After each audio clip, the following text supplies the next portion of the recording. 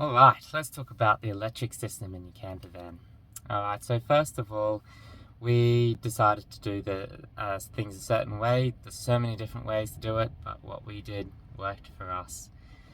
So, we wanted to have our camper van off-grid. We didn't want to be dependent on a power source like a lot of RVs are. So, we needed a couple of things to achieve that. First of all, we needed an isolator. Secondly, we needed our 100 amp deep cycle battery, and we needed our two solar panels. They were both 100 watts each. So they all fit together to make your power system for your camper van. Okay, I wanted to quickly talk about the stuff in your camper van that uses power. Obviously, it's really important to consider when you're trying to figure out how many solar panels and batteries, or the size batteries that you need. So these were the things that we were running in our camper van. Alright, on the left we've got the water pump, on the right is just the accumulator that doesn't use power. Next up we've got the lights, so we've got one over the kitchen as well. Next up we've got the fridge. This is a 100 amp hour fridge, but bear in mind it surges, so we had to have this, which is our 2000 watt inverter, and this also charges our laptops. And this is how we fit it all together. Alright, let's go. Hi, I just wanted to talk quickly about the battery, the isolator, battery, solar panels, and the dual battery setup.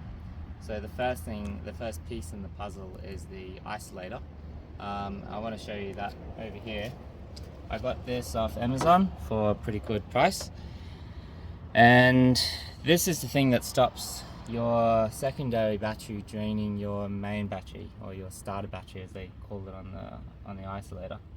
So it means that your second battery will charge while you're running the car, and if you overuse your second battery, it won't drain your main battery, which is a really bad thing. You want to avoid that.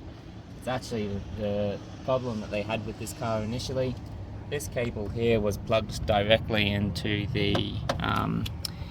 this terminal here, and what that did is it was running all of the bus accessories directly off this starter battery, and they had an issue with it, and it was draining the battery, and they had ongoing problems, and that's why this thing's just dangling here like a fish, and it's going to sit there and continue to dangle like a fish because I don't think I'll ever connect that back up. So, looking at the isolator, this cable here is the positive second battery cable. So it comes out of the isolator, runs along here, connects up to this thing here. I'm planning to redo this connection. I just did a jerry rig to get it going for now. This cable goes to the back of the van into the second battery. And this cable should also be a bit thicker. I'm planning to redo that one as well. It should be 6 gauge or 4 gauge.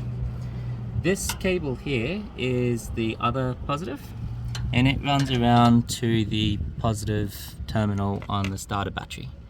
So the way the wiring goes is starter battery positive to the isolator, outgoing to the second battery positive to your second battery setup. This other black cable that you can see in here connects to the chassis in the car, and I've just got that plugged in where another ground or chassis connection was already, so I just connected that one up to that. So that's how it connects to the negative. So the other factor in here with the isolator when you're installing it is there's a screw here where it goes into the car. So you've just got to find a place where it won't impact anything else. One of the worries that I had was that screwing it into here could impact the radiator or one of the hoses on the radiator. But this is a nice piece of plastic. It was easy to screw into. It wasn't going into the radiator. From what I could tell, it wasn't affecting any other electrics or anything else. So that's the start. So this is the isolator. The next thing is the second battery, the back. And then the other factor would be the solar panels on the top. So I'll cover all of them, but this is where it all begins.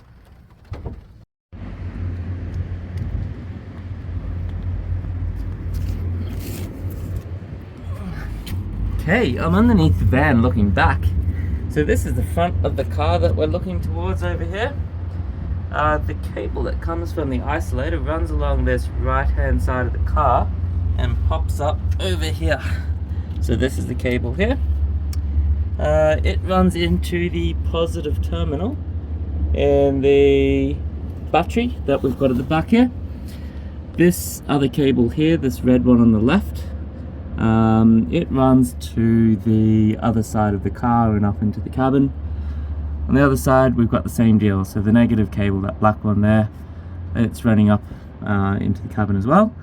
And the battery, the way this rear battery connects to the front battery negative is through this as well.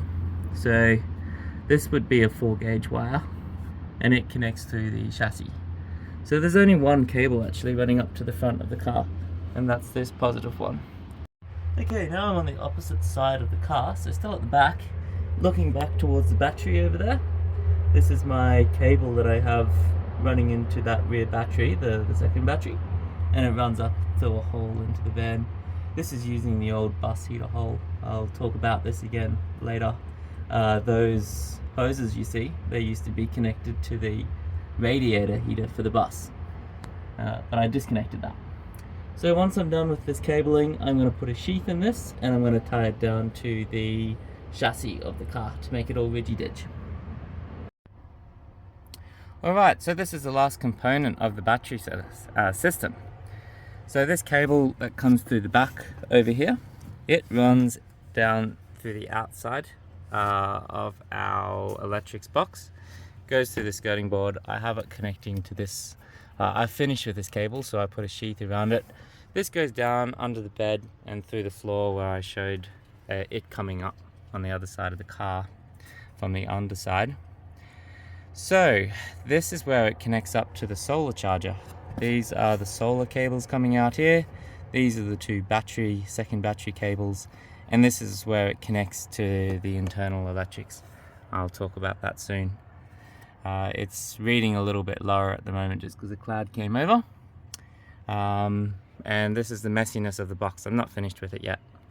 But this is where it all ends. So it goes from the isolator to the second battery and into the solar charger. Hey there. Alright, now we're talking about the solar panels.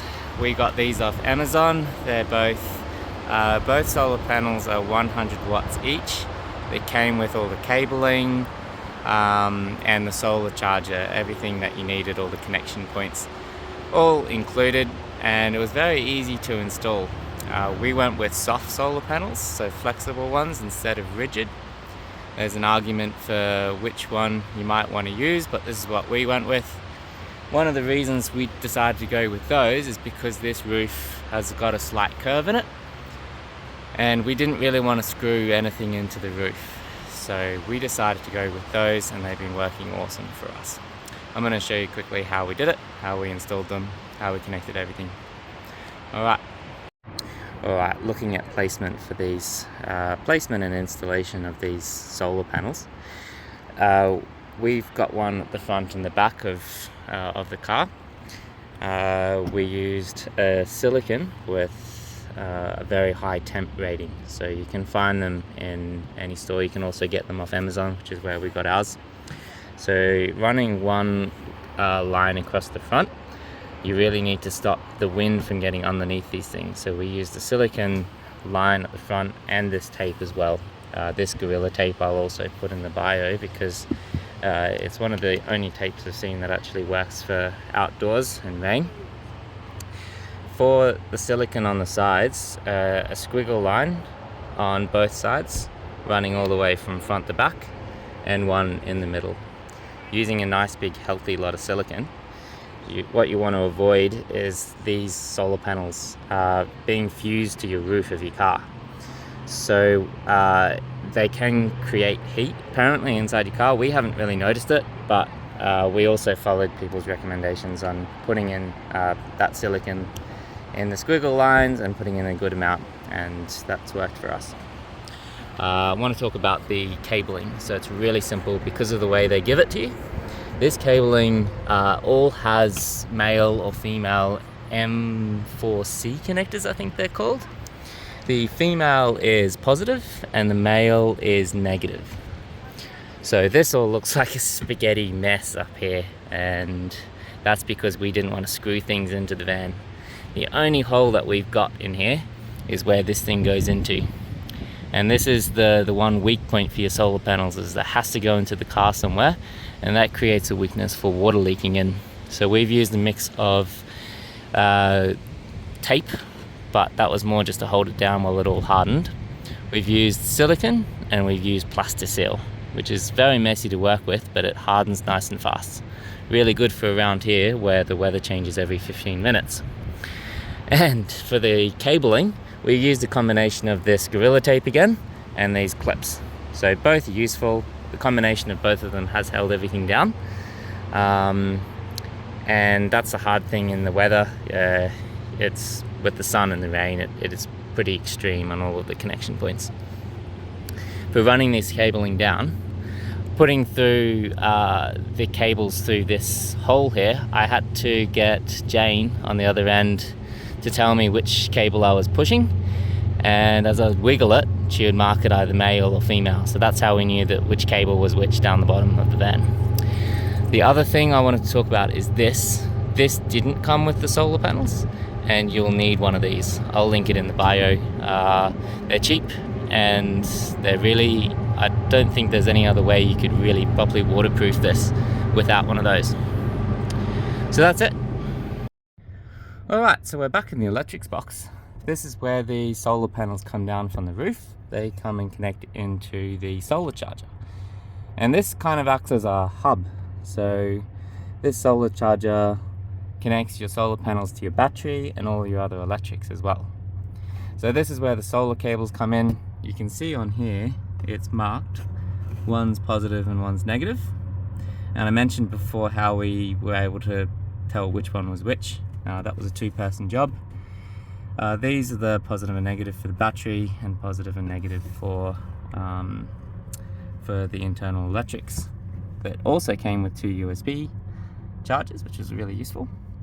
The negative connects to a central hub here, positive does the same, and for the positive they go into a fuse box. So I've got this here, I haven't actually mounted it up yet. I've mounted one of them here, and sorry for the mess here, this is all work in progress. I'll talk about that as well. Alright, so that's where it all connects up. Alright, thanks for watching. If you enjoyed watching this video or you got something out of it, don't forget to hit the like button and follow along for more videos like it. And of course, don't forget to check out our Instagram and website and all the product links in the description below. Thanks again for watching, and see you next time.